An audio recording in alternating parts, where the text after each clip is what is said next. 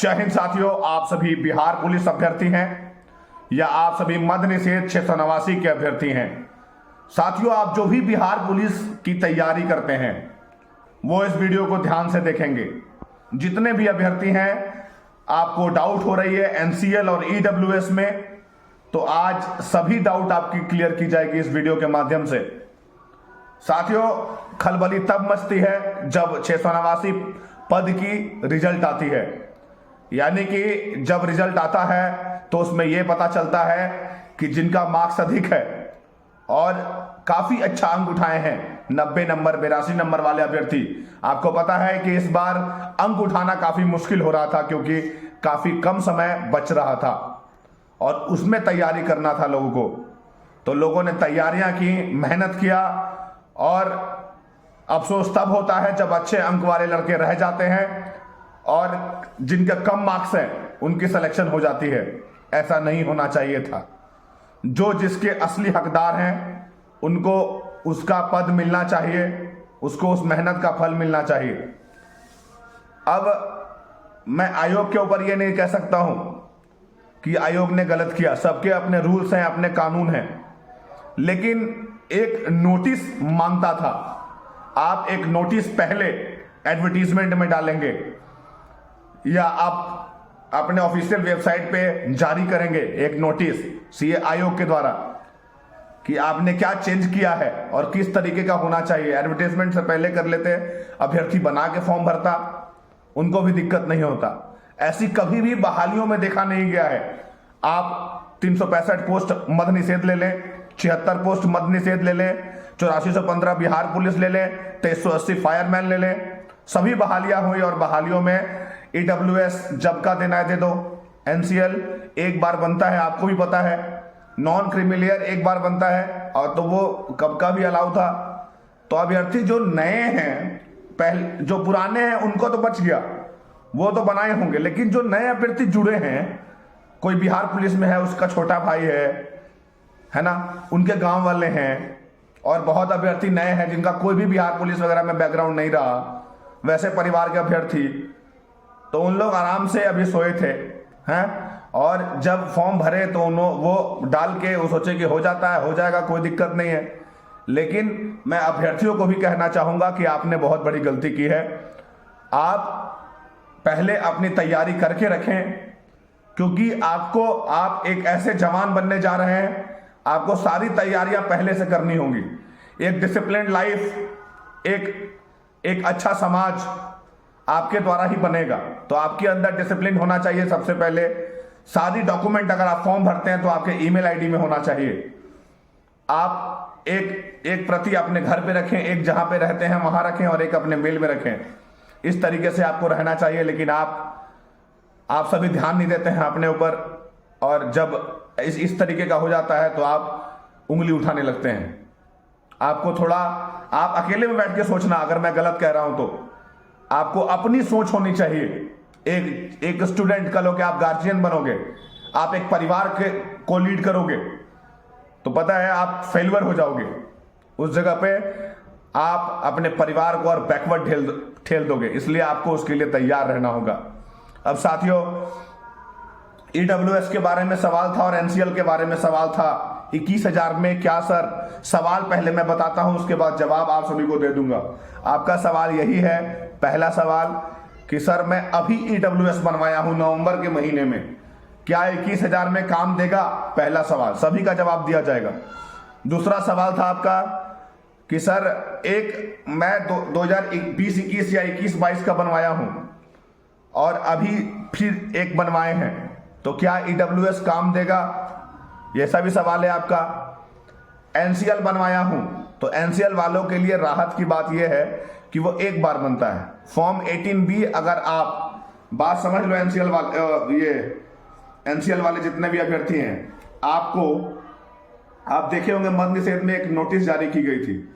Notice में यह दिया गया था कि अगर 2020-21 या 21-22 या कोई भी है आपके पास, तो आप फॉर्म 18B को भर के उसको जमा कर दें।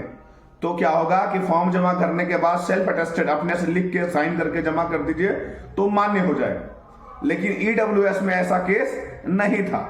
ईडब्ल्यूएस में क्या था कि आप सभी को सबसे पहले यह कहा गया था कि 21-22 का चीजों को आप समझना, मैं यहीं से आपको समझा रहा हूं पहले EWS वाले अभ्यर्थियों को क्या दिक्कत हुआ है, क्या बिहार पुलिस में लेगा कि नहीं लेगा, किस तरीके से क्या होगा, सभी चीज मैं आपको आज समझा रहा हूं। पहले सवाल आप समझ गए क्या क्या सवाल था, यही सब मेनली लोगों का सवाल है, और अब बनवा सकते हैं कि नहीं बनवा सकते हैं, ये सब भी सवाल है। तो पहले हम EWS पे बात करते हैं। देखिए EWS वही बनाएगा जो उच्च जाति का है, यानी कि जैसे आमतौर पे जो समाज में जो EWS उनको पता है, राजपूत, ब्राह्मण, लाला, भूमियार और मुस्लिम में कुछ होते हैं। हम लोग बहुत अधिक तो जानते नहीं अगले धर्म के बारे में, लेकिन जो हमें पता है मैं आपको बता रहा हूँ। खान वगैरह जो पठान वगैरह हैं वो उसमें आते हैं, और क्रिश्चियन में भी आते हैं। तो साथियों आप समझ गए।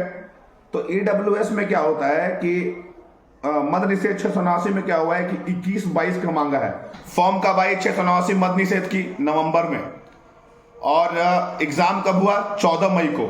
रिजल्ट कब प्रकाशित किया गया 10 जून को। आपने देखा ये 3 डेट। अब ध्यान से आप डेट को समझना।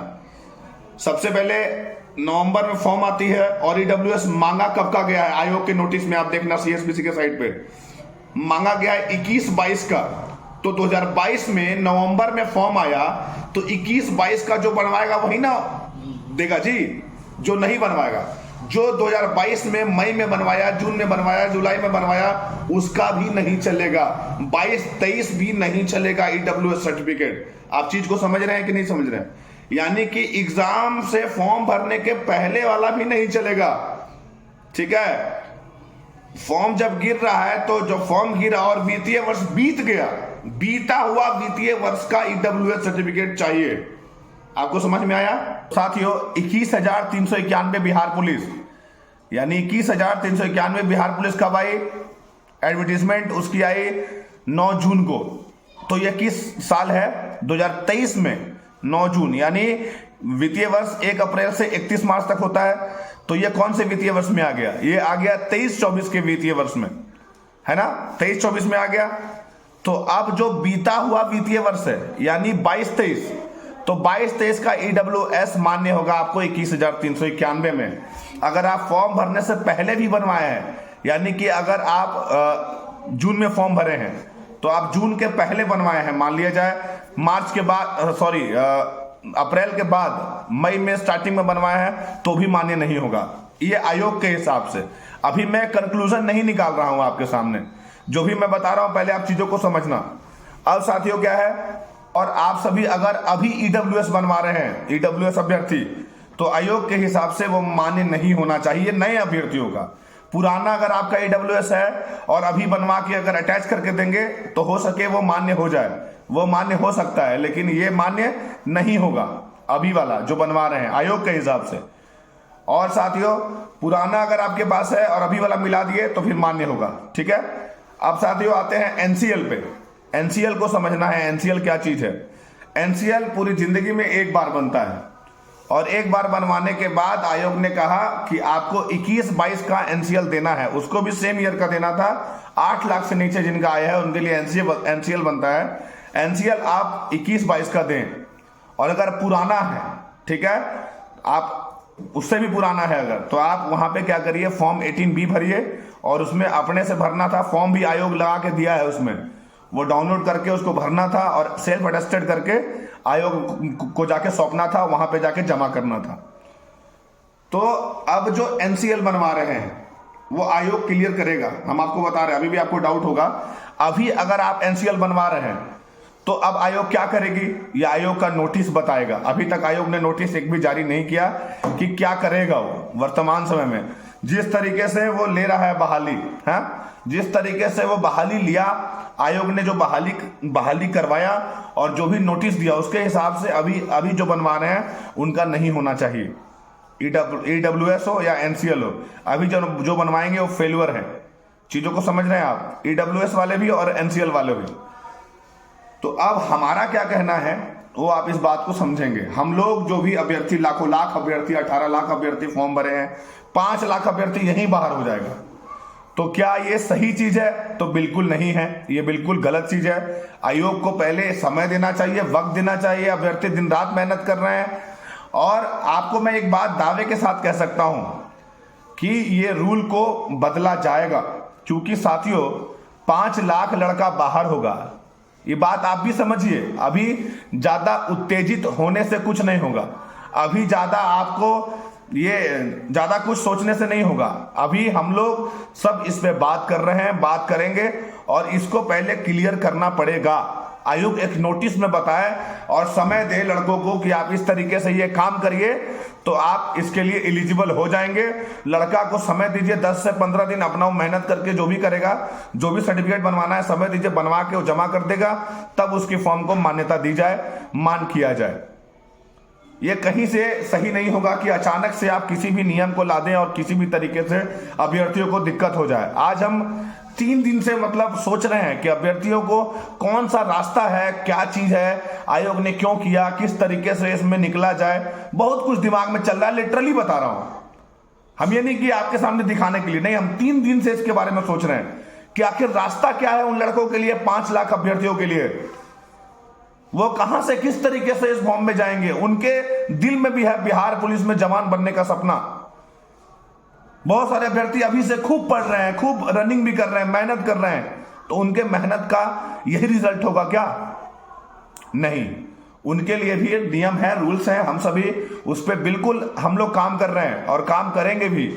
आप सभी अभ्यर्थी जितने भी हैं, हाथ जोड़ के विनती करते हैं, ज्यादा डिस्टर्ब करने की जरूरत नहीं है किसी को भी। सभी लोग इस पे पीछे नहीं हटेंगे, याद रखिएगा आप, कोई भी पीछे नहीं हटेगा, क्योंकि ये युवाओं के हित में है और हमारे गार्जियन है बिहार सरकार। हम उनसे बस हाथ जोड़ के रिक्वेस्ट करते हैं कि अभ्यर्थियों को अच्छे तरीके से कुछ नियम ऐसा लाइए जिससे वो फॉर्म भरें और वो सिलेक्शन ले जाएं।